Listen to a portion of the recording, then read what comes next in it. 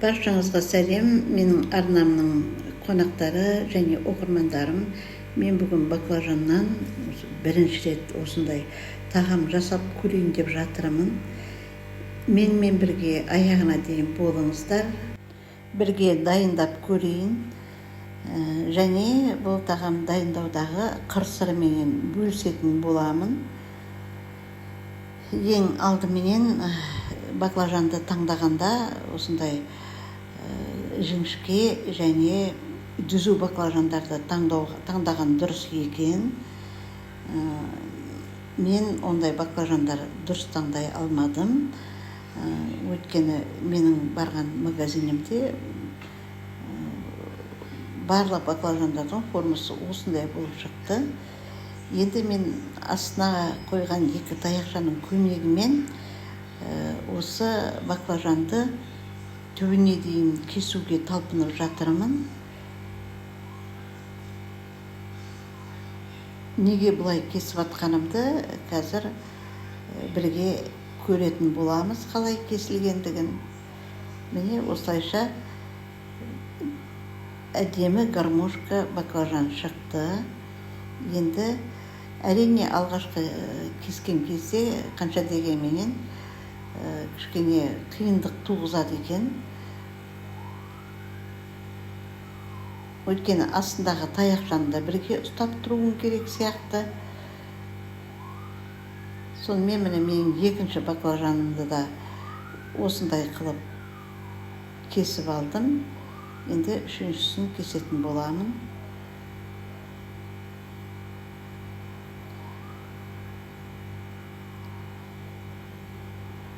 Міне кішкене қолым әрине үйреніп келе жатыр. Енді батыл қимылдап жатырмын. Қанша дегенмен кішкене болса да үйрендім. Егер баклажандардың түбіне дейін бармаса, соңынан қолыңызбен жайлап, әдемілеп кесіп жіберуге де болады екен, дұрыс кесілмей қалған жерлерін. Міне осылай мен 3 баклажанымды дайындап алдым. Енді осы баклажанның көлеміндей бір 3 помидор алып жатырмын. Оларды да осындай қылып турап жатырмын. Негізінде жіңішкелеп турасақ жақсы болып қонады екен. Қазір орналастырғанда мен әрине помидорды өте жіңішке қылып турап жатқан жоқпын. Менікі кішкене орташалау. Бірақ жіңішкелеу қылып тураса, кішкене орналастырғанда жақсы әдемі болып орналасады екен. Сырды да турағанда шамаңыз келсе жіңішкелеп тураңыз. Мен турағанда кішкене кішкене жалпақтау, жуандау болып туралды. Орналастырғанда кішкене қиындау болады екен. Мен сыр арасында кішкене көп болсын деген мақсатпен кішкене қалыңдау қылып тураған болатынмын. Енді 1-2 чеснок алып оны үккіштен өткізіп жатырмын.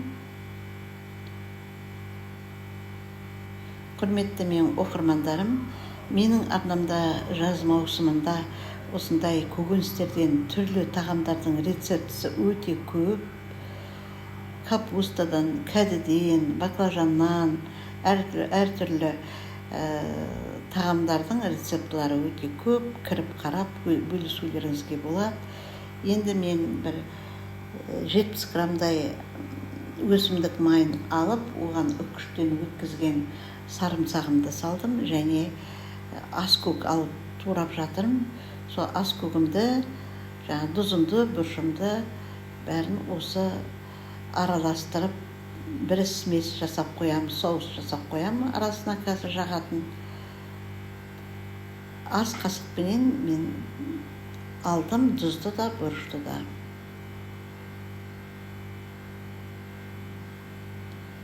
Енді духовканың осындай табасына енді жаңағы әзірлеп қойған баклажандарымызды орналастырамыз. Ол үшін жаңағы өсімдік майынан жасап қойған қоспамызды әрбір кескен тілігімізге жағып майлап шығатын боламыз.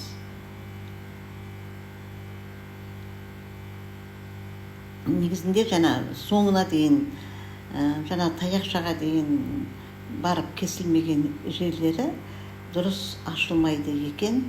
Сондықтан да естеріңізде болсын. Ең бірінші осы баклажанды кескенде жаңа асықпай әдемілеп кесіп алу керек екен. Мен бүгін жоғарыда айтып өттім, бірінші дайындап жатқаным. Мен де бұны ойымнан шығарған ештеңем жоқ. Әлеуметтік желіден көрген болатынмын. Сосын осыны жасап көрейін деп шештім. Енді ертең осы нұсқада басқаша түрін жасайтын болам. Менің арнамнан алыстамаңыздар. Міне жаңағы турап алған баклажандарымды, турап алған помидорларымды енді осылай жаңағы тіліктерге орналастырып жатырмын. Суретте көріп тұрсаңыздар, менің помидорларым жуандау болып туралған екен. Енді бұдан кішкене жіңішкелеу болып турасақ, өте әдемі шығатын сазы бар. Енді менің баклажандарым өте жаңағы биік болып, ұзын болып кеткендіктен мен оларды екіге бөліп алдым. Енді біреуін оның бөлген жоқпын. Қайсысы әдемі шығады екен деген мақсатта осылай жасап жатырмын. Өте ұзын болып кетсе де әдемі болмайтын сияқты. Енді жаңа помидорларымыздың қасына осылай жаңа сырларымызды орналастырамыз.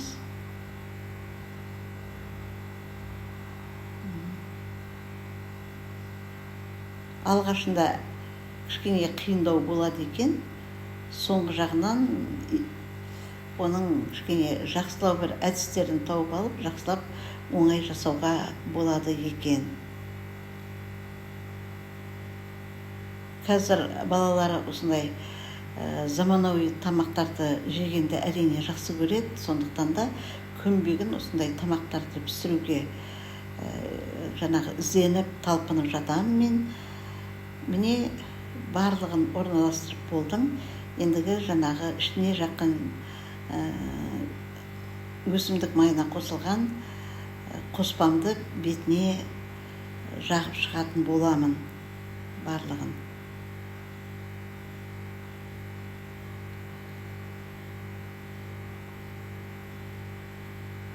Және 180 градуста 40 минутқа қалдырайын деп отырмын.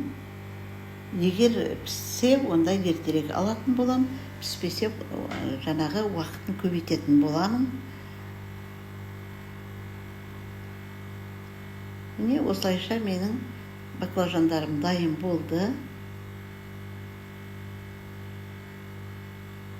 Жақындатып қарағанда осындай болады екен. Так, бисмилля деп мен енді пешіме салдым. Мен 45 минутта піскен жаңа баклажаным осындай болып шықты. Мен 40 минутта қарағанда әлі кішкене шалалау сияқты болғаннан кейін тағы қалдырған болатынмын. Құрметті оқырман, арнаны қолдап, лайк басып тіркеліп кетуді ұмытпаңыздар. Менің арнамда өте көп рецепттер бар. Кіріп, қарап, тамашалап, бөлісулеріңізге болады. Менімен бірге болғандарыңыз үшін көп рахмет.